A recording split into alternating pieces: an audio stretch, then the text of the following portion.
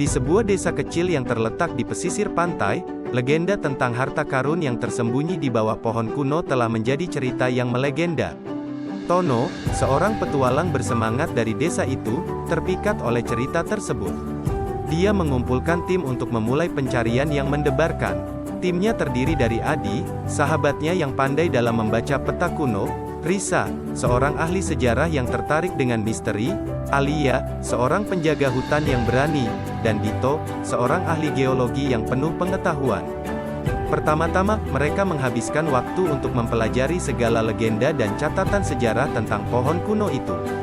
Risa meminta cerita dari penduduk setempat, sementara Adi menyelidiki peta kuno dari arsip desa. Sementara itu, Tono, Alia, dan Dito mulai menjelajahi hutan di sekitar pohon. Mereka memeriksa setiap petunjuk kecil, mencari tanda-tanda yang bisa membawa mereka pada harta karun yang disembunyikan itu. Hari-hari berlalu, tetapi mereka tak menemukan petunjuk yang pasti. Namun, ketekunan mereka tidak luntur.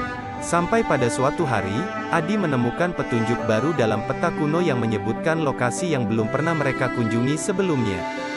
Dengan petunjuk baru dalam genggaman mereka, tim petualang itu bergegas menuju lokasi yang belum pernah terjamah. Mereka melintasi hutan yang lebat, melewati pantai yang indah, mengikuti petunjuk demi petunjuk yang tertera dalam peta kuno. Adi, dengan penuh keyakinan pada pengetahuannya, memimpin perjalanan. Risa, selalu penuh antusiasme untuk menggali lebih dalam tentang sejarah, dengan sabar mencatat setiap detail perjalanan mereka. Sementara Alia dan Dito, dengan keterampilan dan keberanian mereka, memberikan keamanan dan analisis yang penting dalam setiap langkah perjalanan. Setelah berhari-hari melakukan penelusuran, akhirnya mereka tiba di suatu area yang belum pernah mereka lihat sebelumnya. Di sana, sebuah teka-teki muncul di depan mereka.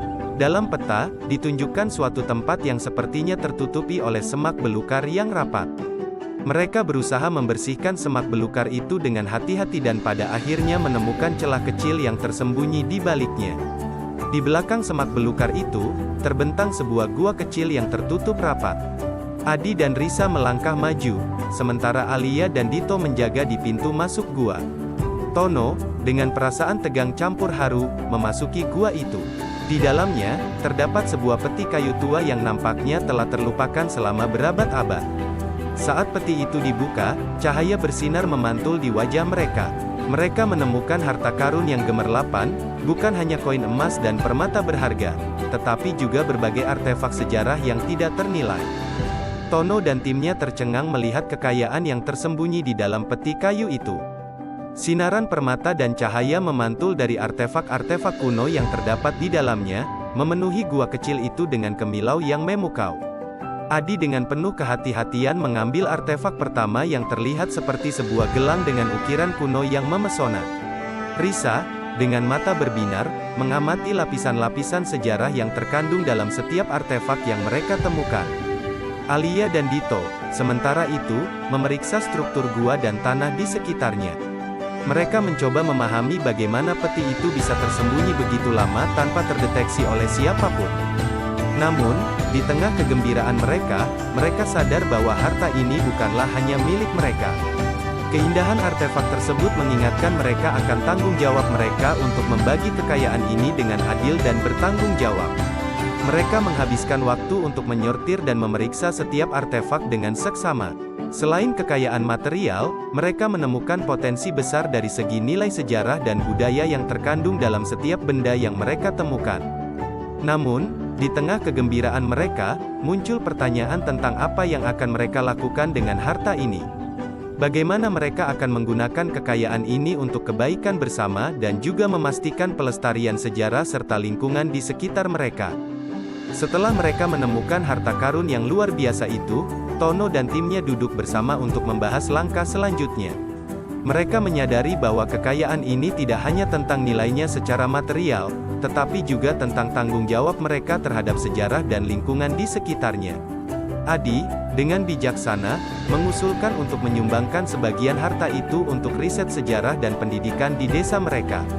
Risa, dengan penuh semangat, menyarankan untuk mendirikan sebuah museum untuk memamerkan artefak-artefak kuno yang mereka temukan. Alia menyoroti pentingnya menjaga hutan dan pantai mereka yang indah dengan bagian dari harta itu.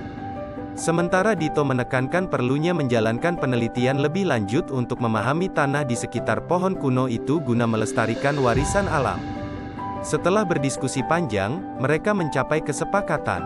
Sebagian besar dari harta karun akan disumbangkan untuk riset sejarah, pendidikan, dan pelestarian lingkungan. Sebagian akan digunakan untuk membangun museum sejarah dan konservasi alam. Dan sisa kekayaan akan digunakan untuk memperbaiki infrastruktur desa. Dengan hati yang lega, mereka merasa telah membuat keputusan yang tepat. Mereka bekerja sama untuk merealisasikan rencana tersebut, tidak hanya menikmati kekayaan yang mereka temukan, tetapi juga menggunakan kekayaan itu untuk kebaikan bersama. Petualangan mereka tidak hanya mengantarkan pada harta yang berkilauan, tetapi juga pada pemahaman mendalam akan tanggung jawab, persahabatan yang erat, dan kesadaran akan pentingnya menjaga warisan sejarah dan alam mereka.